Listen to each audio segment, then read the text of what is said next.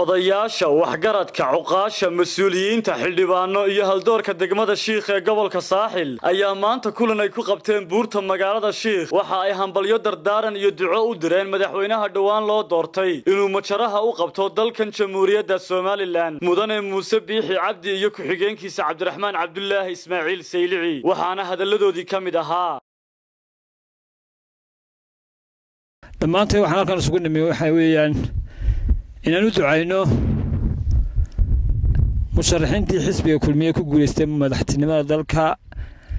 mudane Muuse Biixi Cabdi iyo marwooyinkiisa iyo Cabdiraxmaan Cabdullaahi Ismaaciil Saylici iyo marwadiisa in xilka loo dhiibay in ku astro mudane Muuse Biixi Cabdi waxa kale oo iyaduna maanta farxad aad iyo aad u weyn ah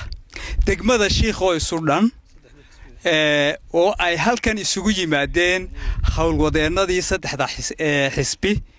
Muuse Biixi waxaan ka codsan lahaa inuu hawlaha uu qabanayo ugu horeysiyo in ay dalkan ka timaado kala dambeyn iyo xisaabtan lala xisaabtamo way waxaad moodaa nin waliba xafiiskii uu haystay inuu maanta siiyay iyo hantida ummadda la ilaaliyo waxaan aad ugu rajo weynahay inuu Muuse yahay iyo Cabdiraxmaan ragii ka soo bixi lahaa hawsha classmate-keygii oo madaxweyne loo doortay Muuse Biixi Cabdi iyo ku-xigeenka Cabdiraxmaan Cabdullaahi Ismaaciil Saylici horta waxaan hambaleynayaa Muuse Biixi Cabdi iyo Cabdiraxmaan Cabdullaahi Ismaaciil Saylici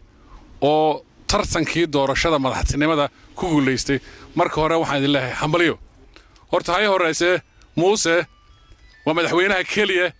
ee raggii aanu isku waqtiga ahayn ama jiilka isku ahayn ee iskuulada mar wada galay ee horta soo gaaro kursiga oo taasina horta waa farxad gooni ah ay tahay waxaan idin leeyahay ilaahay haydin la garab galo xilka oo haydin fududeeyo mahad ilaahay baa leh halkan waxaan uga hambalyeynaa Muuse Biixi Cabdi iyo Cabdiraxmaan Saylici xilka la saaray ee Soomaaliland maanta u garatay ayaan ugu hambalyeynaa waxa maanta farxad weyn ah in halkan ka hambaliyo madaxweynaha la doortay madaxweyne ku-xigeenka Muuse Biixi Cabdi iyo Cabdiraxmaan Saylici Muuse Biixi Cabdi iyo Cabdiraxmaan Saylici aan leeyahay guusha gaadhin hambalyo marka labaad waxaan salaamayaa labadii xusbi ee tartamayay ee sida qiimaha leh ee wanaagsan iyaguna u hambaliyay marka horena tortan xalaal xaq iyo xalaal baa la wada galay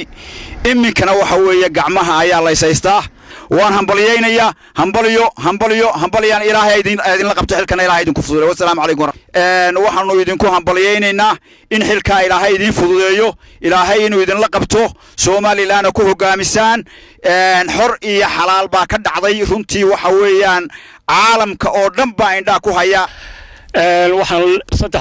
labada xisbiya kale musharaxiintooda xisbiga wadani Cabdiraxmaan Maxamed Cabdullaahi Ciro ayaan isagana hambalyo u diraya sidii uu tanaasulka u sameeyay waa sidii Soomaaliyeed lagu yaqaanay qardoofooyin iyo mar haday doorasho timaado iyo cabashooyin lama waayo Faysal Cali Waraabe isagana waan hambalyeynaya inkastoo xisbigiisa aanan odhanay waa mucaaridna odhanay waa muxaafidna aanan odhanay waxa laaliyaha ku sheega aanan garanay oo wadanina uu saarnaa sidiisaba oo marna haddana uu kulmiyo wax ka sheegayaan isla kulmiyo la socda hambaliyadu yiri ayuu baan isagana ku hambalyeynaya waxaan halkan hambalyo iyo bogaadin uga direynaa madaxweynaha iyo madaxweyne ku-xigeenka ku guuleysay xilka madaxtinimada qaranka Soomaaliland iyadoo uu meesha joogo madaxweynihii hore Ahmed Maxamed Maxamuud Siiraayo oo uu yahay madaxweynihii dimuqraadiyadda ahaa ee ku soo dhisay in la qabto ama la helo oo la tartamo laguna kala helo doorasho Saciid Ahmed Tamrayse telefishinka caalamiga Star magaalada Shiikh